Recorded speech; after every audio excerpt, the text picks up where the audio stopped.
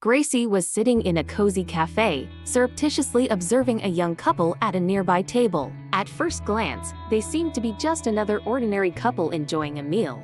But Gracie immediately noticed the girl's fake smile and the man's relaxed posture, contrasting with her visibly cautious attitude. Before even seeing his face, Gracie recognized the man. He had changed a lot since the last time I saw him. He had lost weight. He had grown a beard to hide the round cheeks that persisted even as the years passed. And now his messy blonde hair was well combed. 20 years ago, that man was a brilliant programmer, full of enthusiasm to revolutionize the digital world. But now, he looked like a completely different person. Gracie looked away from the girl. "You still like the same kind of girl, James," she thought with a smile. The young woman was extremely thin and were natural, probably expensive, makeup that made her look like she had no makeup on. She had thick brown hair that fell elegantly over her shoulders. Gracie looked away from the girl. "You still like the same kind of girl, James," she thought with a smile. The young woman was extremely thin and were natural, probably expensive, makeup that made her look like she had no makeup on. She had thick brown hair that fell elegantly over her shoulders. Gracie's cell phone vibrated softly on the table. It was a message from her son. "Mom, sorry, I'm going to be a little late. I'm stuck in a horrible traffic jam on the highway." Gracie responded with a smile. "It's okay, honey, I'm not in a hurry." His son, despite being intelligent, having a good memory and making quick decisions, was always late for any appointment. There was always something unforeseen: a traffic jam, a broken car, or an unexpected request for help that he couldn't refuse. Gracie ordered another cup of coffee and looked back at the couple. The man maintained a relaxed posture, but the girl was clearly irritated, showing something on her phone and gesturing in a dismissive manner. Suddenly, the young woman stood up, took some bills from her bag and threw them on the table, with a look of disdain that seemed like she wanted to throw them in James's face. Gracie smiled again. Apparently, James's philosophy of life hasn't changed much over the years, he reflected. 20 long years ago, she had suffered greatly when they separated. She hoped that James would change his mind and return to her, but she soon discovered that he had signed a new contract and moved abroad.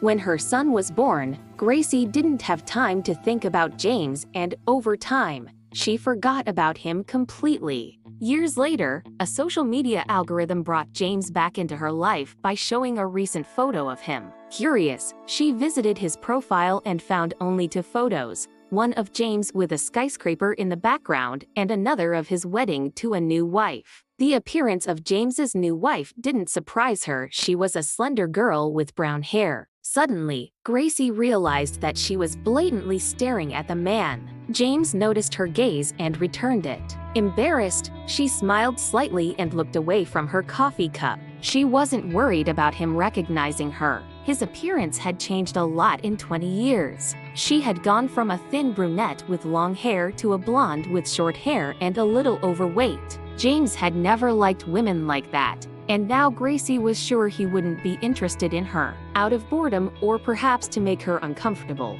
James continued to stare at her without looking away. "Don't waste your time, James," thought Gracie, mentally smiling. "You think all women are crazy about you, but not me. I know you very well." She took a sip of coffee and looked back at the man, who was still watching her. Suddenly, Gracie decided she wanted to have some fun. "Well, darling, if you want to play, let's play," she thought, smiling at him. The man smiled back, indicating that he was interested in getting to know her better. Gracie started acting like she really wanted to meet him. Fleeting glances from beneath lowered eyelashes and an enigmatic smile hinted that she was ready for action. "Any other woman would believe you're interested, James, but I know what you're thinking about me now," thought Gracie. "A chubby woman who believes you like her curves, but you just want to make fun of me." Deciding to continue the game, Gracie got up and went to the bathroom, flirting with James as she walked away. In the mirror, he laughed at the situation. It was interesting to see a man who didn't realize she knew him. James was interested, but there was contempt and mockery in the background of his gaze. After fixing her hair and applying lipstick, Gracie returned to her desk, surprised to find James still there. He had decided to win that game, But Gracie knew what he was going to do: humiliate her, passing her by with contempt, or even saying that she was just a fat old woman who didn't deserve his attention. Gracie laughed at her own thoughts, realizing that James was also enjoying the game. He seemed to understand that now she was the one winning. Gracie shook her head, straightening an imaginary strand of hair, and looked at James again. There was no longer a smile on his face. He watched her intently, as if his gaze was shouting, "No way, is that really her?" Gracie was so absorbed in the game and her own thoughts that she stopped controlling her facial expression. She looked at James, who had already gotten up and was walking towards her. Gracie didn't want to talk to him and was about to leave the cafe when the door opened loudly and Scott entered. "Mother!" shouted his son, ignoring the other people in the cafe. "Sorry, I didn't plan on being late." He quickly approached Gracie's table and sat down noisily across from her, smiling widely at his mother. "Hi, have you had lunch yet?" Gracie noticed that James stopped and looked at Scott. There was no longer any superiority or self-confidence on his face. He looked like a lost and scared child, trying to figure out what to do. "Scott, I'm waiting for you." The woman smiled, satisfied. She had won the game. Satisfied with her victory, Gracie focused on talking to her son. She didn't see Scott often, and right now she didn't want to waste time thinking about the man she had loved 20 years ago and who had so unexpectedly reappeared in her life. "He didn't come back into my life," thought Gracie. "He just passed before my eyes. I will never let him into my life again." Scott was a third-year student at a technical university and only returned home for the summer holidays. Gracie understood the boy perfectly. He didn't want to live in the small town where his mother lived. There was nothing in town except the local cafe and the library, and he no longer had any friends there. They had all moved to big cities. A few times a year, Gracie went to the big city to see her son and do some shopping. She preferred to buy her clothes in large shopping malls in the big city, as unfortunately, there were no stylish, high-quality clothes in large sizes in local stores. Sure, she could buy clothes online, but she didn't travel to the big city just to buy clothes. His priority was to see his son. Typically, Gracie would rent a small apartment for a few days, and Scott would move in with her during that time. They spent a lot of time together. Scott accompanied his mother to shopping malls, showed her new places she hadn't yet seen, and went to new restaurants. On those days, Scott used to cancel all his meetings with friends and wouldn't stay late at the university.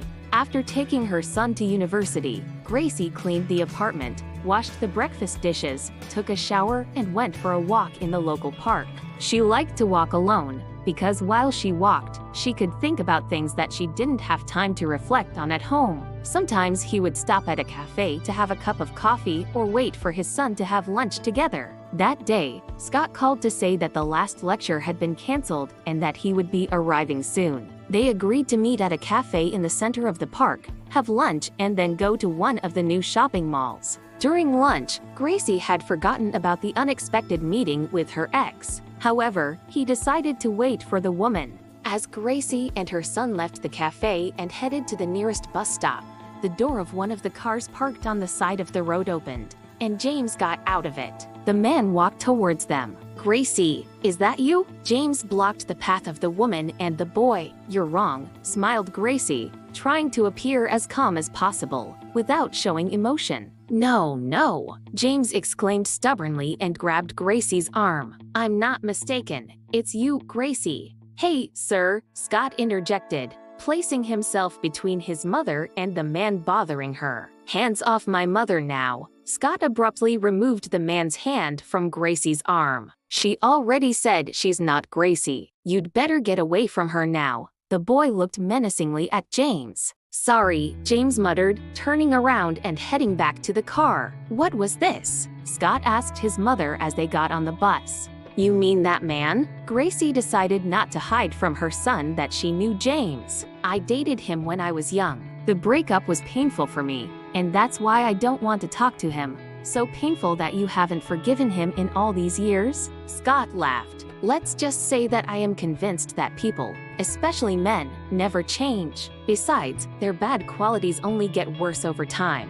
That's why I don't want to communicate with a man who acted like an idiot 20 years ago. I don't even want to think about what he might be able to do now. By the way, great job. You quickly understood what to do, praised Gracy. Well, what else am I supposed to do? Laughed Scott, flattered. If my mother told some idiot she wasn't Gracy, he better believe it. You're so threatening. The woman smiled, hugging her son. The rest of the day went smoothly. Tired of shopping, Gracy and her son decided to go to the cinema, which was in the same mall. After watching a movie, they had dinner at a small restaurant and returned home. In the morning, after taking her son to university, Gracy decided to try on her new clothes instead of walking. Then she felt an irresistible urge to walk around in one of her new dresses. She put a coat over her dress and, without buttoning it, left the apartment. The woman walked slowly through the park, thinking about the situation from the day before. Of course, after the pain James had caused her,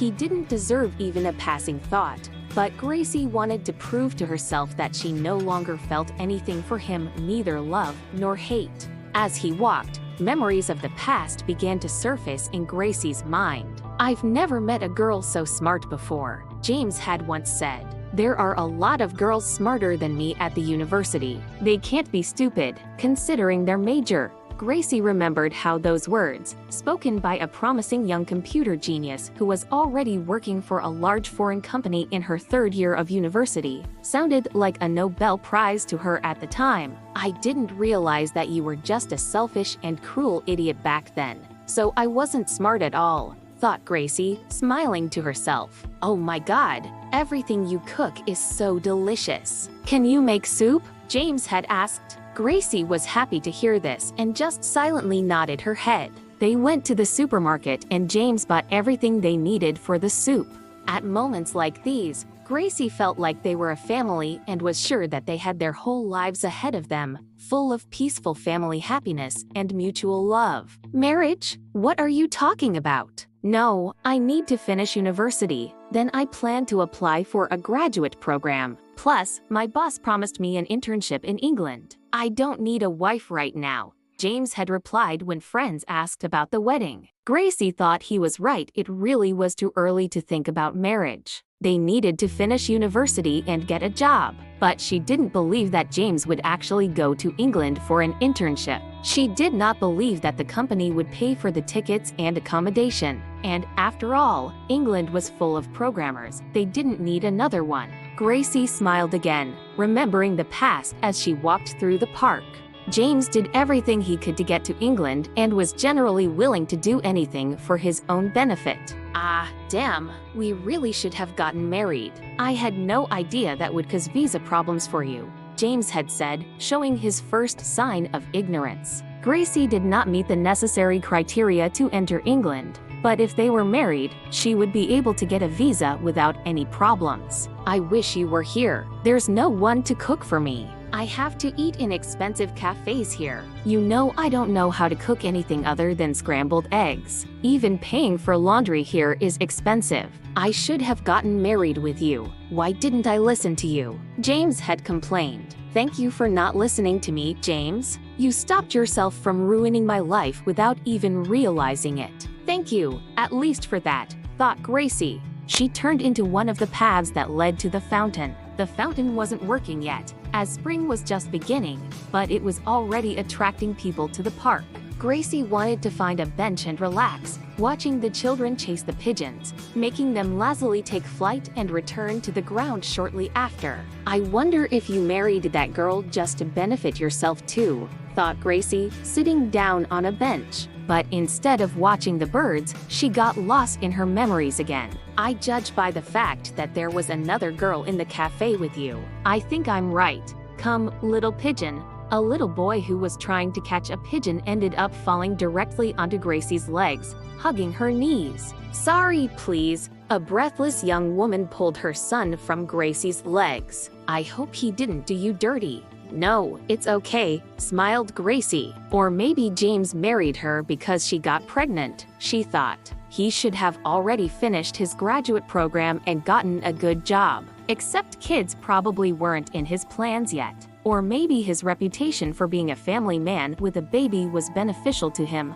I found a good private clinic. I'll pay for everything. Come on, it'll only be a few hours and you'll be back home. I'll wait for you, James had suggested, making Gracie feel a knot in her stomach. She would never forget that day and would never stop thinking of herself with disgust. Forcing herself to stop thinking about the past, Gracie stood up from the bench. It was time to go home. She and Scott had no plans for that day, so the woman decided to prepare a homemade dinner for her son. Thinking about what to cook, Gracie turned into a lane and, suddenly, literally bumped into James, who was walking towards her. Gracie stopped and stared at James, and in that moment he was convinced he was right. Hi, Gracie. So, what was that stupid show at the cafe? Did you think I wouldn't recognize you? But at first, you didn't really recognize me. You've changed a lot, Gracie replied. I know, I tried really hard. However, you recognized me right away.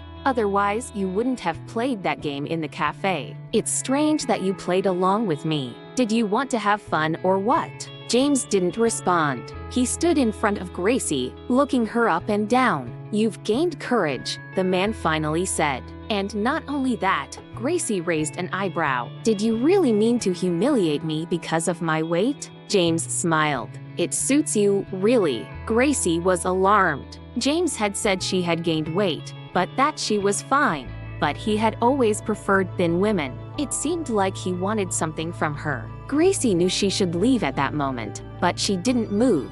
Why did you find me? She asked. Well, it's been so many years. I was curious to know how you've been living all this time.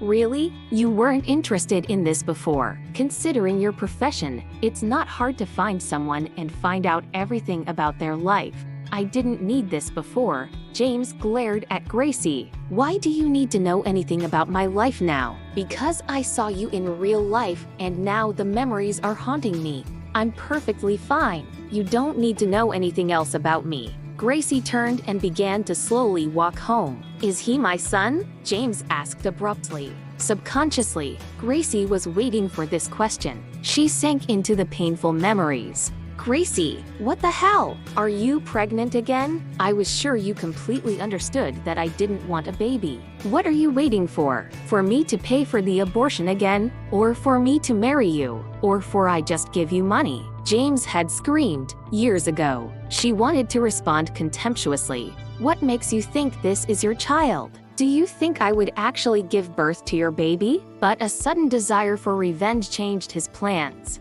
It's my baby, she said haughtily, and was pleased to notice the change in James' expression. You know I can easily find out the truth, the man shouted nervously. Gracie smiled mischievously and approached James, stopping very close to him. She looked straight into his eyes with a mocking look.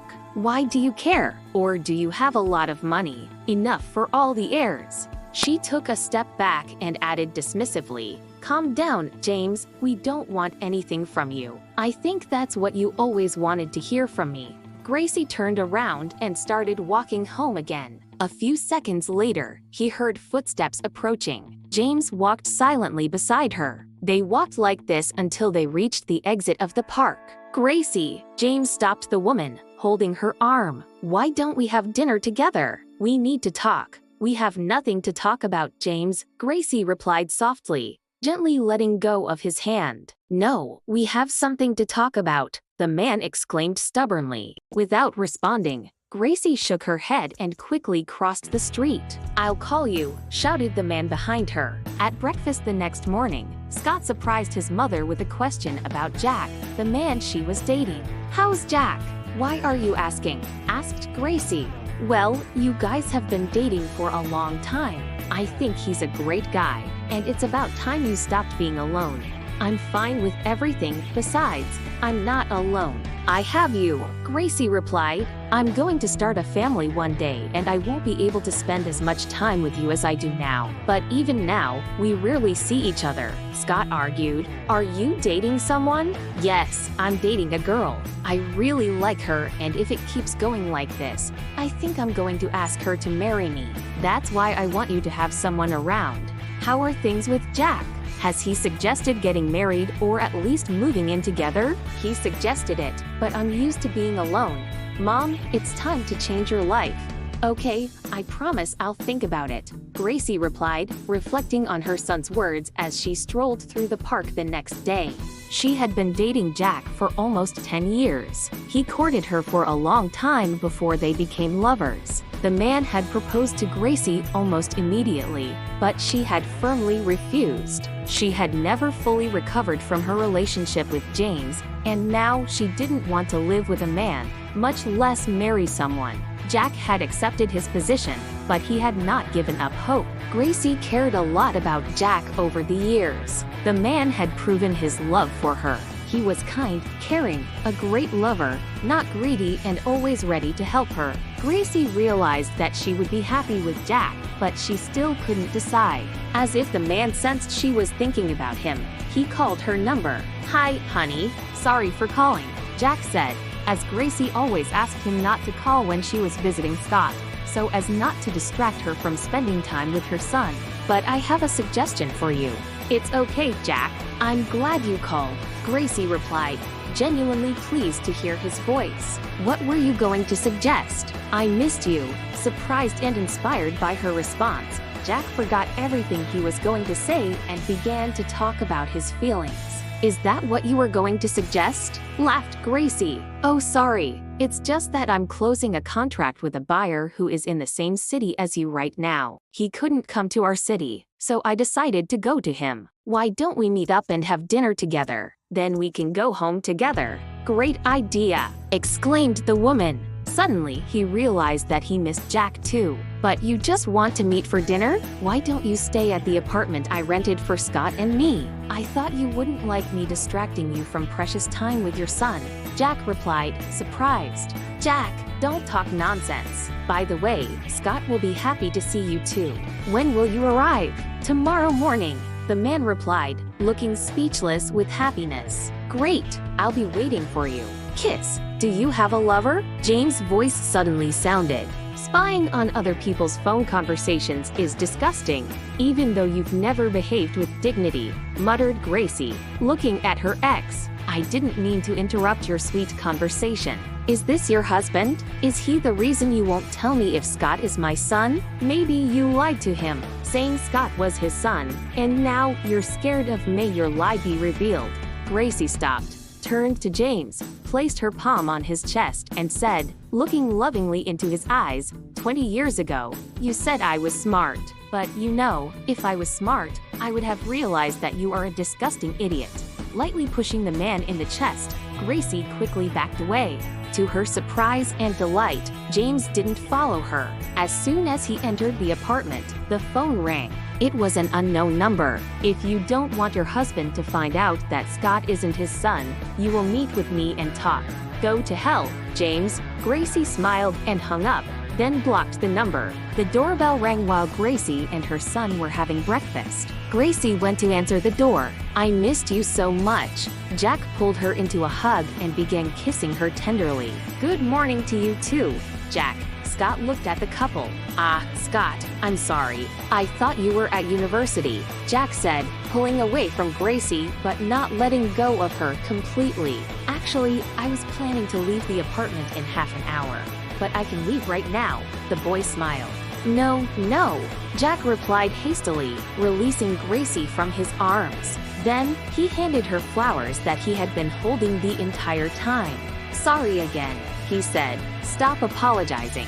Scott got up from the table, walked over to Jack, shook his hand and invited him to the table. "You must be hungry. You have no idea how hungry I am," Jack agreed, looking at Gracie. The woman blushed, as Jack's look indicated a different type of hunger than what Scott was talking about. Fortunately, the boy was sitting at the table at the time and didn't notice anything. "Gracie, Scott, do you mind if I invite you to a restaurant tonight?" Jack asked when they finished breakfast. "We don't mind," Scott replied for both of them. "But can I invite one more person?" Gracie looked reproachfully at her son. "It's okay, sweetie." Jack touched her arm. "I'll be happy if Scott introduces us to his chosen one." "You're talking about your girlfriend, right?" Jack asked, looking at Scott. "Yes, I'd like to introduce her to you," Scott replied, standing up from the table. "Mom," he turned to Gracie, Don't forget to think about my words. What words do you have to think of? Asked Jack, hugging Gracie again. While you're hugging me, I can't think of anything. The woman smiled, suddenly realizing that she had missed his hug all those days. Instead of responding, Jack kissed her lips again. You might be late for your meeting, Gracie whispered, secretly hoping he wouldn't stop. The man met his expectations. They left the apartment together. After walking Jack to his car and kissing him, Gracie waved goodbye and headed to the park. James was already waiting for her at the entrance. What a sweet scene! I wonder if he'll kiss you so tenderly when he finds out Scott isn't his son, James said. So he still doesn't know that Jack is not my husband, thought Gracie, and said aloud, What do you want? I already told you my conditions. We need to talk and discuss everything. We have nothing to discuss. If Scott is my son, I would like him to know about this. Believe me, James, Scott is not your son, Gracie said firmly. But even if it was, you have no claim on him after all these years. Now please stop stalking me and get on with your life. James was silent for a moment, processing her words. Are you sure about this? He asked finally. Absolutely, replied Gracie. And even if he didn't, it wouldn't change anything. Scott has a wonderful father who raised and loves him. You have no place in his life. James seemed to deflate a little at those words. I'm sorry about everything, Gracie. I guess deep down I knew it was a remote possibility. But, well, it doesn't matter now. I promise I won't bother you anymore. Gracie nodded, feeling a weight lift off her shoulders. Thank you, James. I wish you the best. As she watched James walk away, Gracie felt a sense of closure. It was time to leave the past behind once and for all. That night, at dinner with Jack, Scott and his girlfriend Sarah, Gracie looked fondly at the people around her. Scott looked so happy and in love, and Jack looked at her with so much love and devotion. When Jack took her home afterward, Gracie made a decision. Jack, she said softly as they reached the door. Do you still want to marry me? His eyes widened with surprise and hope. More than anything in the world, Gracie. She smiled, feeling light and happy. Then yes. My answer is yes. Jack's smile lit up his face as he pulled her into a passionate kiss. Gracie knew she had made the right choice. It was time to embrace the future, with all the love and happiness it promised.